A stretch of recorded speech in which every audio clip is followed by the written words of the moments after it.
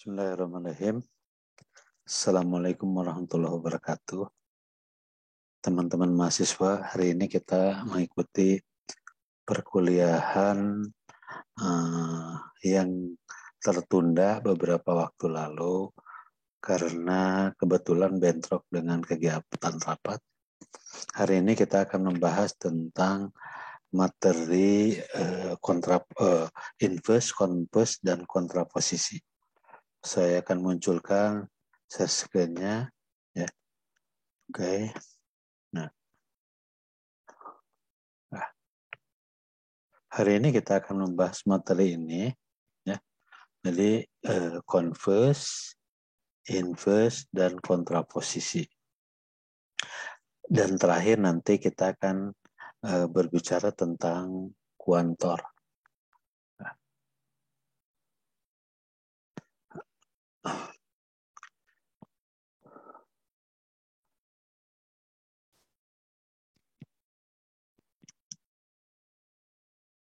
Ya, balik lagi. Baik, ya. Converse, inverse, dan kontraposisi. Misalnya kita punya pernyataan, jika hari hujan, saya memakai jas hujan. Ini adalah pernyataan majemuk. Jika hari hujan, itu pernyataan pertama. Saya memakai jas hujan, itu pernyataan kedua. Dan kedua pernyataan tersebut memiliki nilai kebenaran yang benar. Berarti pernyataan ini bisa kita konstruksi ulang menjadi saya memakai jas hujan berarti hari hujan. Juga bisa bernilai benar sebab mungkin saja saya memakai jas hujan walaupun hari tidak hujan. Dengan demikian pernyataan jika hari tidak hujan saya tidak memakai jas hujan belum tentu benar. Ya, belum tentu. Sedangkan pernyataan jika saya tidak memakai jas hujan, hari tidak hujan akan benar, ya, akan bernilai benar. Nah, kondisi ini dari pernyataan pertama, jika hari hujan, maka saya memakai jas hujan itu dirubah menjadi jika P maka Q. Maka ini bisa diubah menjadi converse menjadi jika Q maka P. Artinya jika hari hujan, saya memakai jas hujan. Kemudian inverse-nya itu berubah menjadi dari pernyataan jika P maka Q, maka berubah menjadi jika bukan P, maka bukan Q.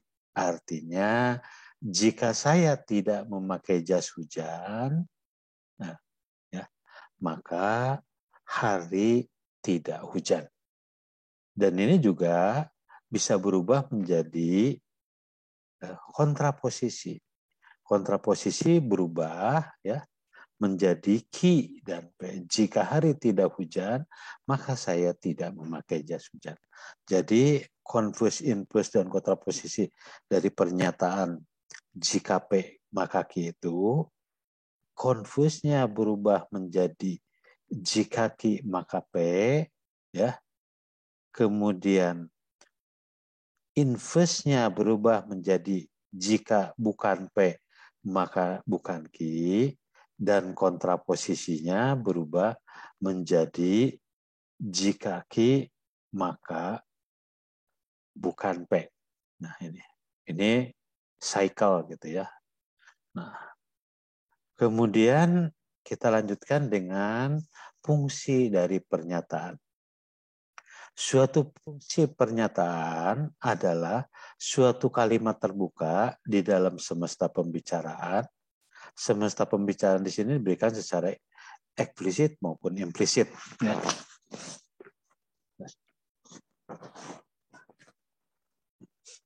Fungsi pernyataan suatu kalimat terbuka yang ditulis sebagai EP dalam kurung X.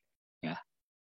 bersifat bahwa PA bernilai benar atau salah. Jadi misalnya ini fungsi pernyataan.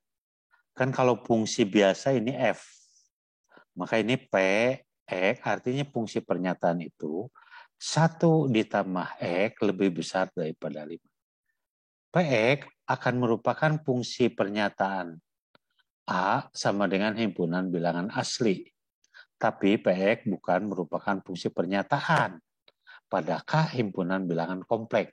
Artinya untuk bilangan kompleks tidak, artinya dimasukkan bilangan berapapun di dalam kompleks itu tidak akan ditemukan. Kemudian jika Q, X, pernyataan Q, ya, X ditambah 3 lebih kecil daripada 1. Didefinisikan A himpunan bilangan asli. Tidak ada X yang menyebabkan PX bernilai benar. Ya. Jadi kalau himpunan bilangan asli, ini tidak akan ada yang benar. Yang benar itu jika ya X-nya itu misalnya bilangan bulat. Kalau bilangan bulat akan ada yang benar. Nah, kemudian jika R sebuah pernyataan, X ditambah 3 lebih besar daripada 1. Didefinisikan ya A himpunan bilangan asli. Maka persamaan X ya fungsi R bernilai benar untuk 1, 2, 3. Nah ini yang dinamakan fungsi pernyataan. Fungsi pernyataan nanti berhubungan dengan yang dinamakan kuantor. Ya, kuantor. Kuantor itu ada 2. Yang pertama adalah kuantor universal. Dinotasikan sebagai A, terbalik. Ya, dibaca untuk semua. Atau untuk setiap. Ya, atau untuk setiap. Ya, untuk setiap.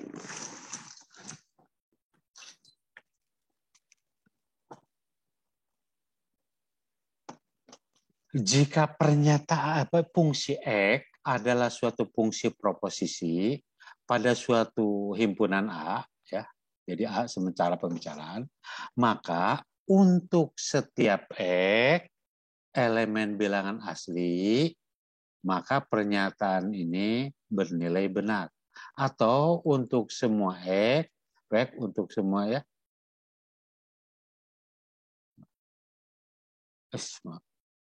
Balik lagi, bentar. Nah, ini adalah fungsi, ini tadi universal, oke. Jadi untuk semua fungsi X atau untuk semua fungsi X adalah suatu pernyataan dapat dibaca sebagai untuk setiap. Artinya begini, Px sama dengan X tidak kekal. Ya. Fungsi X adalah tidak kekal. Fungsi P manusia tidak kekal. Maka dalam pernyataan kuantor ini menjadi untuk semua X, pernyataan X itu di mana untuk semua manusia ya, persamaan ini menjadikan untuk semua manusia tidak kekal. Maka ini benar ya, untuk semua manusia kekal. Jadi misalnya gini, X adalah orang Indonesia. Ya, ya. X adalah P atau fungsi X adalah orang Indonesia di mana X orang Indonesia. Fungsi kedua, orang Indonesia suka nasi. Gitu. Maka kesimpulan yang bisa diambil adalah untuk semua. Ya, untuk semua orang Indonesia pasti suka nasi. Untuk semua pernyataan X, ini yang tadi, ya, semua pernyataan X yang tadi, ya. Untuk semua X, di mana X tambah 1, balik lagi, ya. X tambah 3 lebih besar daripada 1 pada A bilangan asli. Ini benar. Jadi kalau misalnya untuk semua X, pada bilangan asli ini lebih besar daripada ini, dimasukkan bilangan berapapun, maka itu akan benar.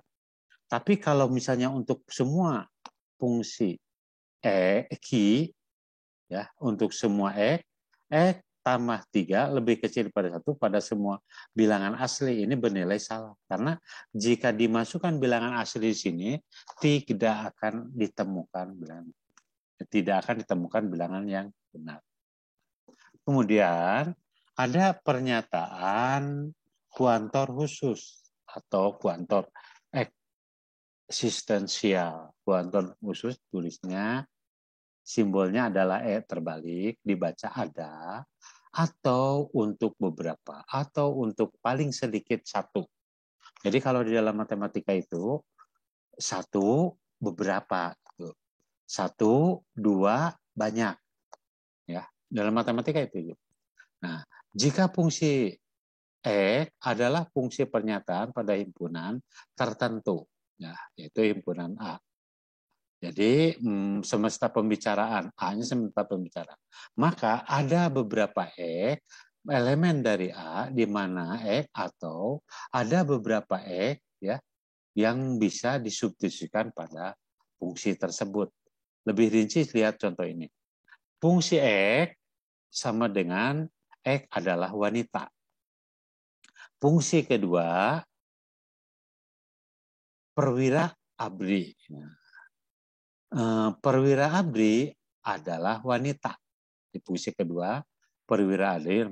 Jadi dari sini kita akan lihat ya ada beberapa yang ini atau ada beberapa wanita gitu ya yang memenuhi fungsi ini, atau dalam bahasa ini ada beberapa perwira abri wanita adalah ada beberapa perwira abri adalah wanita. Tapi kalau pernyataan tersebut ya dibalik, misalnya semua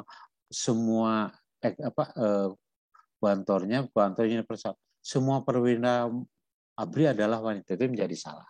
Ya. Nah, terus kita lihat ada beberapa yang memenuhi fungsi di mana tambah 1 lebih kecil pada 5. A adalah bilangan asli, maka ini benar. Maka ini adalah salah. Sebab apa? Ini ini A bilangan asli. Tambah 1 lebih kecil daripada 5. Maka pernyataan ini bernilai salah. Ada beberapa. Kemudian tambah 3 lebih besar daripada 1. Maka pernyataan ini salah. 3 tambah lebih besar daripada 1. Ada beberapa, nah ini lihat ya, ada beberapa bilangan asli. Sebab kalau yang ini bukan ada beberapa, ini harusnya semua. Nah, ini semua bilangan asli. Gitu kan. Kita lanjutkan. Nah, ini kuantor universal sudah, kuantor khusus ini tidak lewat. Nah, negasi yang mengandung kuantor kita lihat. Nah, selanjutnya kita berbicara tentang validitas pembuktian. Validitas pembuktian itu adalah berbicara tentang wilayah, premis, dan argumen. Nah, pernyataan-pernyataan yang digunakan untuk menarik suatu kesimpulan itu adalah premis. Nah, sehingga suatu premis berupa aksioma, hipotesis, definisi, ya, nah, yang terdiri dari pernyataan. Ya. Nah, kemudian premis bisa lebih dari satu. Nah, bukti-buktinya ya, ini mengandung bukti-bukti tertentu. Nah, kemudian ketika kita menarik kesimpulan dari premis-premis itu, maka itu adalah yang namanya konklusi. Nah, kita lihat sebuah pernyataan nanti ya pembuktian ini bisa akan bernilai benar. Ya, pembuktiannya akan bernilai benar, maka ada beberapa cara membuat sebuah pembuktian. Yang sering juga ada yang biasanya disebut modus ponen, modus tollens, dan silogisme. Nah, ini pernyataan yang pertama, modus ponen.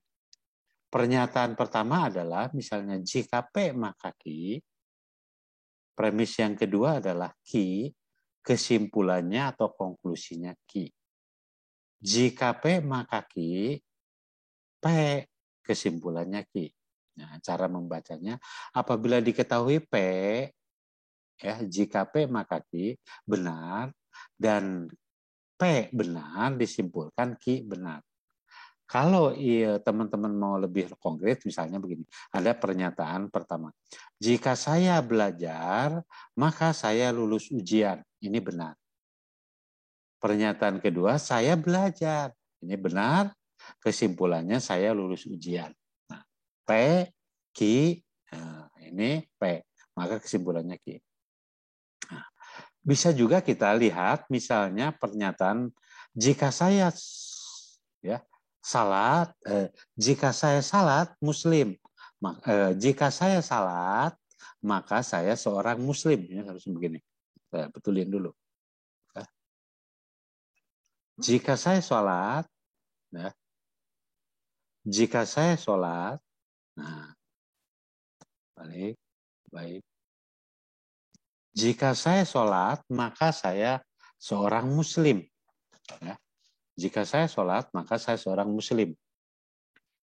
Pernyataan kedua, saya muslim. Maka kesimpulannya saya sholat.